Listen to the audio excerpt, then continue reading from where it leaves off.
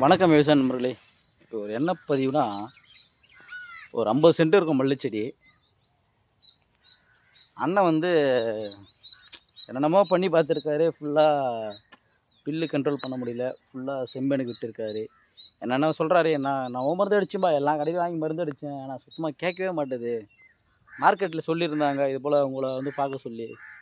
நீங்க வந்து நேர்ல வந்து விசிட் பண்ணிட்டு நீங்க மருந்து தருவீங்கன்னா, நல்லாயிருக்கும்னு சொல்லிட்டு இருந்தாங்க மார்க்கெட்ல, பூ மார்க்கெட்ல. அதாம்மா உங்க கடையாண்ட வந்தேன்னு சொல்லிட்டு சொன்னாரு.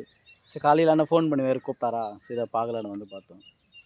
தோட்டம்லாம் ஓகே. தோட்டம்லாம் நல்லா தரமா தான் இருக்குது. எந்த ஃபால்ட்டும் கிடையாது.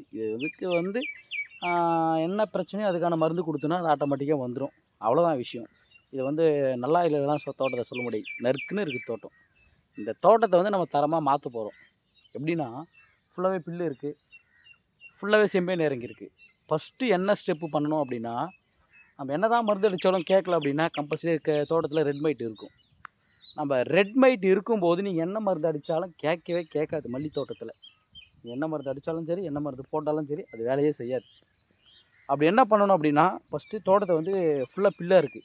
ஃபர்ஸ்ட்டு ஸ்டெப் என்ன பண்ண போறோம்னா, தோட்டத்தில இருக்கிற புல்லு எல்லாத்தையும் நம்ப ஒண்ணு புல்லு மருந்து அடிக்க போறோம், இல்ல களக்கட்டு சுட போறோம். 2த்துல எதனா ஒண்ணு சொல்லி கரெக்ட்டா வந்து புல்ல கிளீன் பண்ண போறோம். 2வது புல்ல கிளீன் பண்ணதும், தண்ணி பாய்ச்சிட்டு கம்பல்சரி செம்பேனுக்கு மருந்து அடிக்கணும். செம்பேனுக்கு மருந்து அடிச்சதுக்கு அப்புறம் தான், நெக்ஸ்ட்டு நீங்க என்ன சொல்யூஷன் பண்ணாலும் வேலை செய்யும். அப்படி நீங்க செம்பேனுக்கு மருந்து அடிக்காம, அப்படி நீங்க என்ன பண்ணாலும் மருந்து வேலை செய்யாது. அது வந்து உங்களுக்கு தான் நான் சொல்லிட்டே இருக்கேன். அ ஃபார்மர் உங்கள இல்ல நான் அப்புறம் காட்டுறேன் உங்கள வேணாம் இப்போ வேணாம். நம்ம ஃபார்மர் வந்து தோட்டத்த திறப்பதுக்கு அப்புறம் ஃபார்மர் வந்து காட்டலாம்.